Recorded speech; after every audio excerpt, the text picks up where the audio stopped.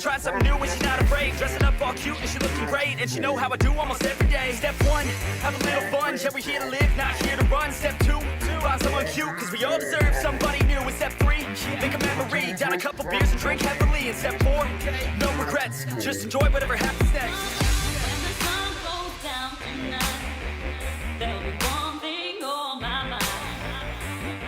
Oh, when the sun goes down,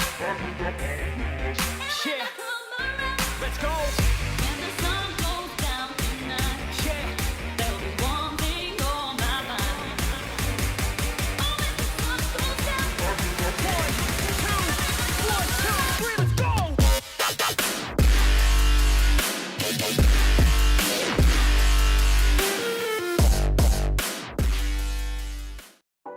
Hello friends, Manalmon is here bringing you the Namor gameplay, and in this video I'll talk about the rework of the skills on Namor and what are the best build items that you can use on Namor. As you have already seen in the beginning, the build that I'm using in this gameplay as well as the power core that I'm using.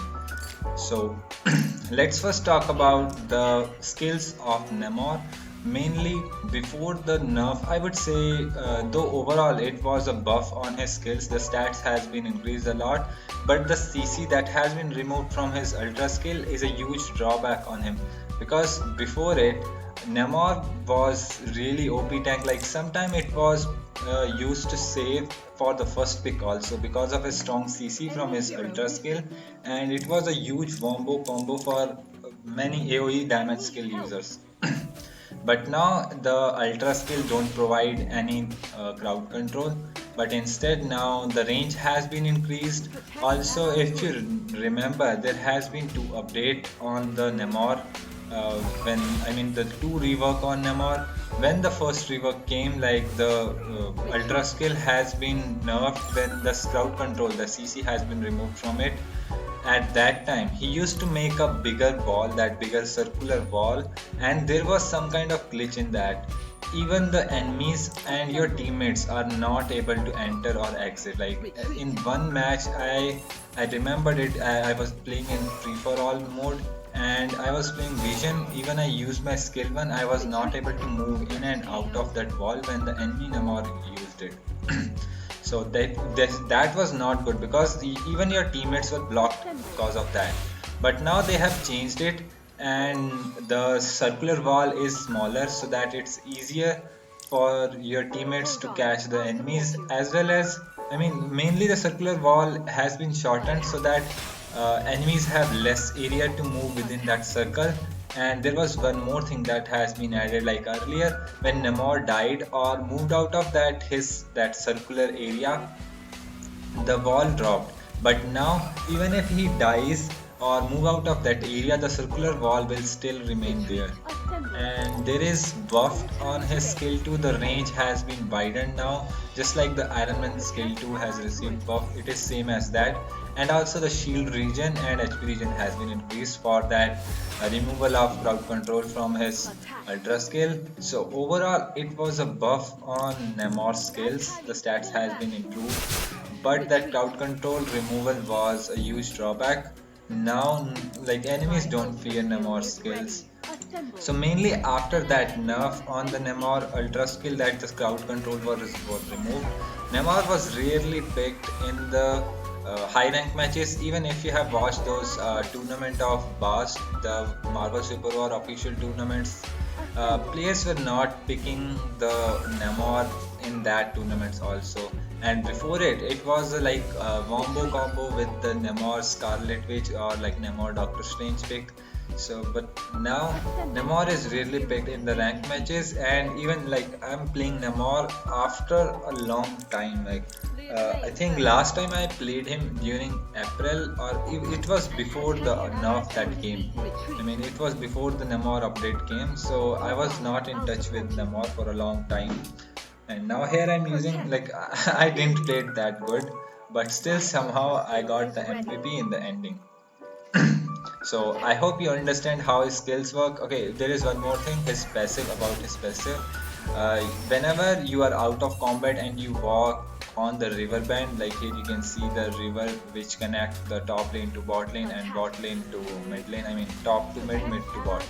So if you move on that, you will get extra movement speed bonus. I think it's 30 or maybe 20 movement speed, and that is good if you are playing the Namor at the top. I mean, you can use Namor as a roaming hero. It is very good. The main drawback I found on Namor is the lack of CC skills to defend his teammate. Like he still has the CC skill from his skill 2, but he cannot use it until there is a water under the feet of that enemy, like from his passive or from the skill 1. So he is dependent. I mean, his CC is dependent on a certain situation. That's why I'm buying the gemstone prism on as a support item on Namor. I mean, this item is rarely picked on any of the tank. Like whenever you have played with any matches, just notice the support items that the enemies bought. If it is a support hero, like the pure support pushy hero, then mainly players go for the regeneration cradle, like for Mantis, Cloak and Dagger. And when it's a tank, then mainly players go for the enhancement serum. But gemstone prism is really helpful. I don't know why tank players don't use it, but it is also very helpful. If you are I mean, if it is a Namor, like if there is any other tank who lacks the instant CC skill to protect his teammates, for example, Thing is also one more, and that Heimdall also. So for those heroes, gemstone prism is very good. Like you can make the shield for the nearby enemies, and that shield is going to help, like give them extra sustain during team fights, and by the time you will be able to use your skills like skill 1 and skill 2 to CC the enemies. So I recommend gemstone is very good. I have also used regeneration cradle on Namor. If you want to watch that video, I'll put the link of that video in the description of this video. So go and watch that video, and I have explained it in detail why the regeneration cradle works well on Namor. But overall, gemstone prism is the one that you need to buy as a support item on your Namor. Though enhancement serum is also good. And for the second item, it boots. It mainly depends on your enemy. Like as I have showed it in the earlier, like I have showed in the build as upgraded, I mean that Hydra boots, that armor boots, but I am using the energy resist boots because it also gives the 30% reduction in the CC, and whenever I see Iceman as the opponent, I always go for that boots.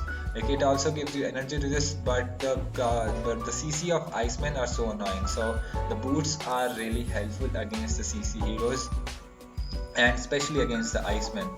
Then for my second item, I'll buy the glorious armor. For the armor as well as its passive is very helpful for Namor, because he can then deal damage to nearby enemies. If you notice, like all of the skills are mainly dependent pulling the enemies near to him, and when he uses his ultra skill, enemies are nearer to him. So glorious armor is next best item for him. I mean, I think it's the best item. Like if you are not buying a support item, glorious armor is the best item on Namor.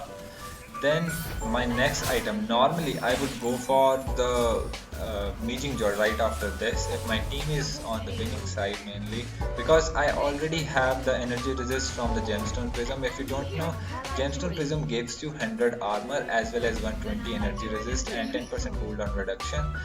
By using that Megingjord, I mean not buying the energy resist is still fine because you still have some energy resist. So but in this match, in particular this match, because I have my opponent as Doctor Strange, Iceman, Human Torch is in my team. It is mainly Doctor Strange and Iceman. There are two main damage dealer of the energy.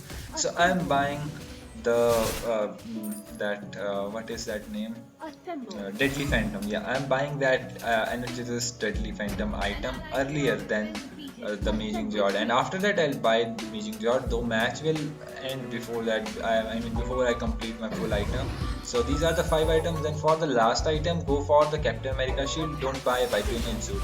Yeah, Vibranium suit is definitely good, it gives you armor, but Captain America shield is going to give you armor as well as the max HP, and that is you need on Namor because it his shield and HP regen depends on his max HP. So these are also very good item. And here, don't just do that what I did here. Like I just wanted to clear the minion waves, and this Doctor Strange kept on poking me. I was super low, so I had to retreat back. And now let's talk about the power core.